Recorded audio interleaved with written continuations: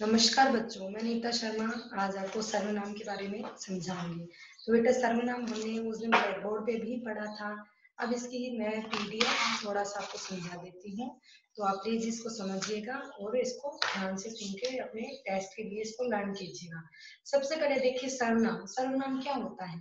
वे शब्द जो संज्ञा के स्थान पर काम आते हैं। अब जैसे एक उदाहरण देखिए, नेहा सुंदर है, नेहा चुलबुली भी है, नेहा खूब बातें करती है, नेहा पढ़ाई में भी तेज है।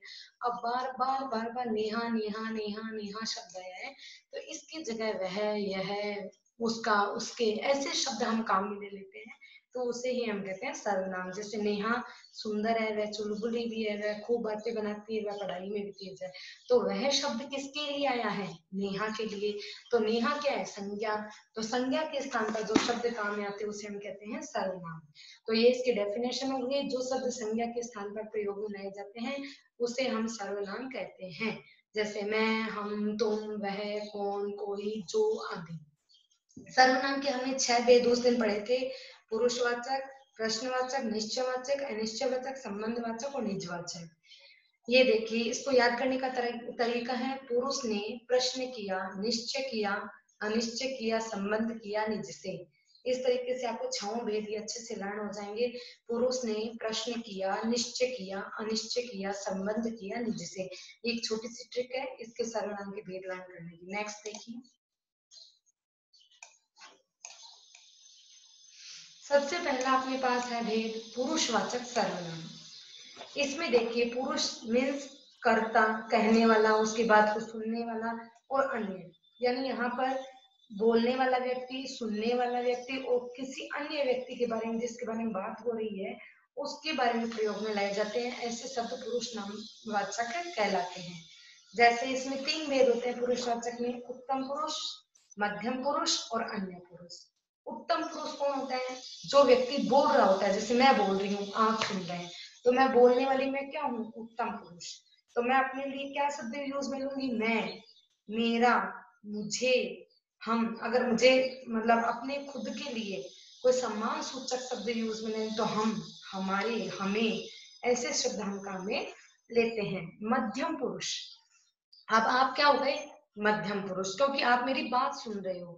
तो जिन शब्दों का प्रयोग सुनने वाले के लिए किया जाता है उसे हम कहते हैं सर्वनाम। जैसे मैं आप कह रही हूँ ना, आप, तुम, आपके, तू, तुम, तेरा, तुम्हारा। तो आप अपने से छोटों को तू भी बोलते हैं, तुम भी बोलते हैं, लेकिन सम्मानजनक सूचक शब्द होते हैं उनमें आप और आपके ही बोला जाता है। नेक्स्ट देखिए, अन्य पुरुषवाचक शब्द। ये अन्य पुरुष क्या होता है? जैसे मैं आपसे बात कर रही हूँ, किसी तीसरे व्यक्ति के बारे में मैं आपसे बात करने लग जाऊं, तो उस तीसरे व्यक्ति को क्या कहते हैं? अन्य पुरुषवाचक। जिन शब्दों का प्रयोग बोलने वाले, लिखने वाले, सुनने वाले या पढ़ने वाले को छोड़कर किसी तीसरे व्यक्ति के लिए किया जाता है तो उसे अन्य पुरुषवाचक सर्वनाम कहते हैं। जैसे मैं आपको सुनाऊं, कोई जवाहरलाल नेहरू के बारे में बता दूं कि हमारे स्वतंत्रता सेनानियों में जवाहरलाल नेहरू का स्थान प्रमुख है। वे एक महान देशभक्त थे और हमारे भारत के पहले प्रधानमंत्री भी थे। तो मैं किसके बारे में बोल रही हूँ? जवाहरलाल नेहरू के बारे में मैं बोल रही हूँ। तो मैं उत्तम पुरुष, आप सुन रहे हैं, आप मध्यम पुरुष, और अन्य पुरुष कौन हुआ? जवाहरलाल नेहरू। तो वह, उसे, उसका, उसकी, उसके, वे, तो उनका, उनकी, ये शब्द किसके लिए प्रयोग में लाए जाते हैं? उत्तम पुरुषवाचक, सॉरी, अन्य पुरुषवाचक के। नेक्स्ट देखिए, निश्चयवाचक। निश्चय यानी पक्का। जो सर्वनाम शब्द पास या दूर की किसी वस्तु अथवा किसी व्यक्ति के स्थान को निश्चित करता है उसे हम निश्चयवाचक सर्वनाम कहते हैं। जैसे हम इशारा करते हैं कि वह मेरी साइकिल है, यानी आपको पूरा पक्का यकीन है कि वो साइकिल आपकी ही है, यह उसकी पुस्तक है, तो आपको यह पक्का पता है। तो किसी निश्चित वस्तु या निश्चित व्यक्ति की ओर संकेत करना क्या कहलाता है? निश्चयवाचक। जैसे यह मेरे मामा जी हैं, तो आपने निश्चय करके उनकी तरफ इशारा किया कि ये मेरे मामा जी हैं, तो वो क्या होगा? निश्चयवाचक। नेक्स्ट देखिए, अनिश्चयवाचक। अनिश्चयवाचक में क्या होता है? कोई और कुछ, ऐसे वाले शब्द काम में आते हैं। किसी अनजान या अनिश्चित संज्ञा के लिए अगर कोई शब्द काम में आते हैं तो हम उन्हें क्या कहते हैं? अनिश्चयवाचक सर्वनाम कहते हैं। अनिश्चित संज्ञा के बदले आने वाले सर्वनाम अनिश्चयवाचक सर्वनाम कहलाते हैं।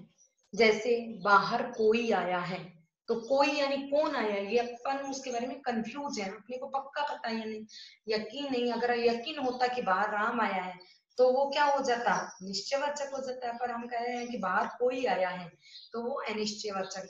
जैसे दूध में कुछ गिरा है, अब दूध में क्या गिरा है वो हमें नहीं पता, तो ये क्या होगा, अनिश्चयवाचक सर्वनाम। नेक्स्ट देखिए संबंधवाचक सर्वनाम। संबंध में क्या होता है कि जो सर्वनाम पद वाक्य के कोई अन्य दूसरा पद उससे हम संबंध स्थापित करता है। जैसे देखिए, जो परिश्रम करेगा वह सफल होगा, तो परिश्रम करने वाला ही सफल होगा, तो जो के साथ कौन कनेक्ट है, वह। नेक्स्ट देखिए, जिसने बीज बोया उसी को फसल मिली, तो जिसने बीज बोया, तो जिसने से कौन कनेक्ट है, उसी को। ठीक है, तो जो, वह, जिसने, उसी, तो ये संबंधवाचक सर्वनाम के अंतर्गत आते हैं। जैसे जैसी करनी वैसी भरनी, जैसा बोओगे वैसा काटोगे। ठीक है, नेक्स्ट देखिए प्रश्नवाचक सर्वनाम। जो सर्वनाम शब्दों का प्रयोग प्रश्न पूछने के लिए किया जाता है वो प्रश्नवाचक सर्वनाम होते हैं। जैसे दरवाजे पर कौन घंटी बजा रहा है, कौन, तो ये क्या हो गया, प्रश्न पूछ लिया। लास्ट में देखिए क्वेश्चन मार्क चिन्ह भी अपने पास। नेक्स्ट देखिए, वह क्या मांगता है, तो क्या, ये भी आपके प्रश्न में आ जाता है। नेक्स्ट देखिए निजवाचक सर्वनाम। कर्ता खुद के लिए यानी खुद अपने आप के लिए जिन सर्वनामों का प्रयोग करता है उसे निजवाचक सर्वनाम कहते हैं। जैसे अपने आप, स्वयं, खुद। देखिए कुछ उदाहरण, बच्चा अपने आप सीढ़ियां चढ़ गया, मैं स्वयं चित्र बना लूंगी, मैं अपना काम खुद कर लूंगी। तो ये खुद, स्वयं, तो ये वाले शब्द क्या होते हैं, निजवाचक सर्वनाम होते हैं। इसी तरीके देखिए सर्वनाम शब्दों की विशेषता। सर्वनाम में लिंग के कारण कोई भी विकार नहीं आता है। नीरा ने कहा मैं यह किताब पढ़ूंगी, नीरज ने उत्तर दिया मैं भी यह किताब पढ़ूंगा।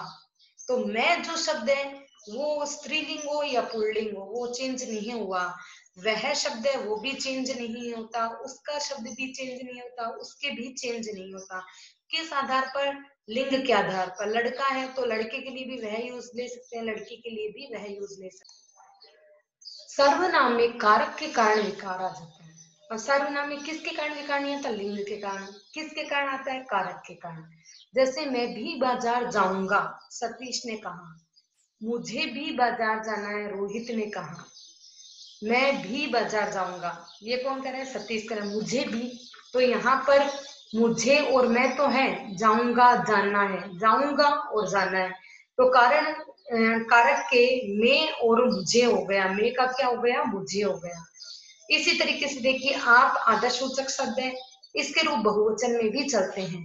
और परसर्ग, परसर्ग मतलब क्या होता है, विभक्ति। जैसे ने, को, के, की, तो ये इसको बोलते हैं परसर्ग। परसर्ग सर्वनाम के साथ मिलाकर लिखे जाते हैं। जैसे मैं होता है और ने क्या होता है, विभक्ति होती है, यानी इसको सर्वनाम में हमने साथ में मिलाकर लिख दिया मैंने। इसी तरीके से उस है वो सर्वनाम है, को क्या है, परसर्ग यानी विभक्ति है, लेकिन उसको साथ में लिख दिया उसको, तो ये क्या हो गया, विभक्तिपूर्ण सर्वनाम हो गया। इसी तरीके से बच्चों ये सर्वनाम हमारे यही एंड होता है। इसकी पीडीएफ के क्वेश्चन आंसर आपको भेज दिए जाएंगे, तो इस बुक में अपने फिल कर लेना और अपने पीडीएफ के जो नोट्स है वो अपने अभ्यास पुस्तिका में डाल लीजिएगा। धन्यवाद।